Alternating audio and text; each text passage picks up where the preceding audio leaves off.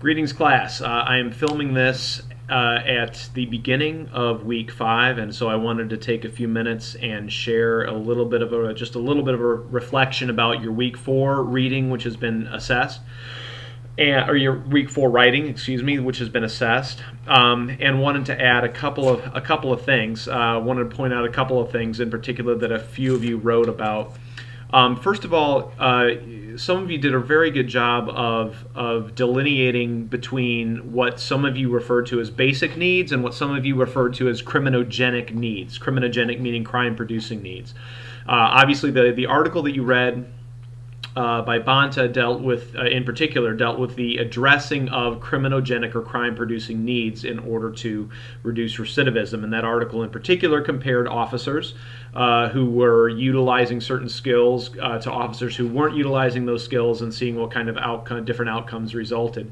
But in comparing the supervision strategies that you saw mentioned in those articles by Bonta and Trotter to the activities that you saw in A Hard Straight, you were all very, many of you were very astute in pointing out the fact that the officers in A Hard Straight were seen dealing with what were very basic needs like housing, employment, financial resources and security and things of that nature. And so it really does call into question when you have when you consider the offender population as a whole, you are dealing with a population that is very high need. They have a lot of needs. Now, some of those needs are basic, like housing, food, resources, employment, things of that nature. Social support, what Frank Cullen, who you read a chapter about, would refer to as social support. And other needs are criminogenic or crime-producing in nature. Oftentimes, probation and parole officers, community supervision officers find themselves having to deal with all kinds of needs, and the population, as I mentioned, that they deal with on a daily basis are very high need in general. It's only through the addressing of criminogenic or crime-producing needs that we can expect reductions in recidivism. Let's see. Grant Halderman, in particular, I wanted to point out what he shared this week. I realize he's in one specific group, so some of you may not have seen what Grant Halderman wrote. But Grant described the work of probation and parole officers as being largely underappreciated and overlooked. And I think, Grant, you really hit on something there, and it's something that I'd like the whole class to think about this week as well. Probation and parole supervision, community supervision, isn't something that you see a lot in the popular media. It's not typically portrayed in films and television series, and it's not featured very much in the news media either, unless something goes terrifically wrong. Yet we have millions and millions of people involved in this system we call the community correctional system, and so you would think that just by sheer size alone it would get some attention in the popular media, but it just doesn't. I can count on one hand how many mainstream films I've seen. So we're not talking about documentaries, I'm talking about mainstream produced films that even deal with parole or probationary supervision. It's just not, it just doesn't appear in the popular media very much, especially probation. Now, parole officers you'll see portrayed in media, they're very seldom are they the main characters. And so that really struck a chord with me when I read about the extent to which one of you, in this case Grant Halderman, viewed the work of community supervisions as being underappreciated and overlooked. It's a field that I think deserves a lot of attention. So anyway, all in all, pretty good job this week on your writing. Those of you that would like some specific feedback, please let me know. I've been trying through all these YouTube clips, I've been trying to highlight what I'm seeing as the main pitfalls, and so what I need you to do is to watch these videos, hopefully, and think about the things that you're doing and that you're hearing in the videos and the things that I've shared via writing and email and what have you, and making sure that you're doing the right things and not doing the wrong things. Now this week you're going to read 3 articles this week.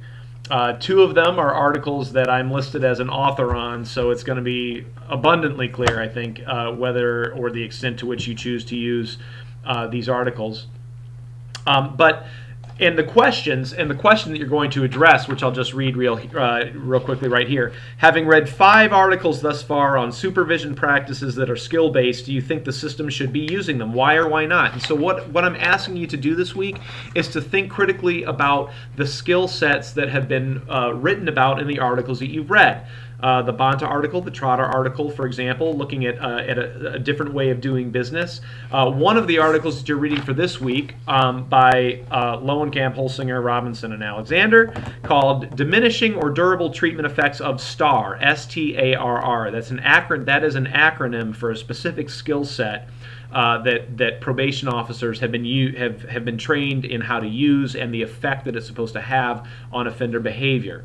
So take a look at that study. That's a very skill-based article looking at a very specific type of intervention that can be administered by supervision officers. Another article, the second article that you're to read, it doesn't matter really what order you choose to read them in. Intensive supervision programs. Does program philosophy and the principles of effective intervention matter? Now, principles of effective intervention, that's a whole subtopic within community corrections, and it encompasses a whole host of strategies and skill sets and science and technology and things of that nature. But that article is all about, first of all, the focus is into what we call intensive supervision, ISP, as opposed to regular supervision. So pay attention to that, but also keep in mind the focus of the article, program philosophy, and the principles of effective intervention. So pay particularly close attention to that. Then the third article is called Adhering to the Risk and Need Principles. Does it matter for supervision-based programs? Now, the risk principle and the need principle are 2 principles that you were already introduced via a couple of different avenues. Most recently, of course, the Bonta article dealt specifically with the risk principle. In essence, the risk principle stating that the most resources, the most attention, the most programming, the most supervision should go to the highest risk individuals. The flip side of that is that we should avoid over intervening. We should avoid over supervising people who are of lower risk. However, that begs the question: how do we know? How do we know who's of highest risk? How do we know who's of lower risk? Now, some of you may have had experiences where you thought, okay, I see that situation, or I see that person, that's a high-risk person, and that's a low-risk person, and you may be able to do that with some accuracy, but that's really not the best way to make decisions, especially in a justice environment. So think about what specifically we mean by high risk and low risk, and how we go about determining who's high risk and low risk. That's the risk principle. The people who are of the highest risk should get the most attention. The people that are of lower risk shouldn't get as much attention for reasons that we will discuss later on in the semester. The need principle, on the other hand, and many of you successfully identified the need principle in your writing this week, the need principle deals with specifically what do we need to address, what do we need to change in order to lower the likelihood of recidivism. And those things are known as criminogenic or crime-producing needs. Oftentimes, the things that we do that we think are corrective really aren't. The things that we do that we think are rehabilitative really are not. There's a lot of junk science in this field. And that's something that myself and many of my colleagues, including Chris Lowenkamp, who's listed as an author on actually all 3 articles that you're reading for this week, have been spending a lot of our professional energies working with. So keep that in mind. Do not stray from the question. Make sure that you answer the question. Think about the 5 articles that at some point this week you will have finished reading, if you haven't already. The 5 articles that have dealt specifically with specific skills and concepts that are at work in the field today, and think about whether or not they should be used, and if so, why, if not, why. That is your task for today. All right, good luck, keep up the good work, and keep your questions coming.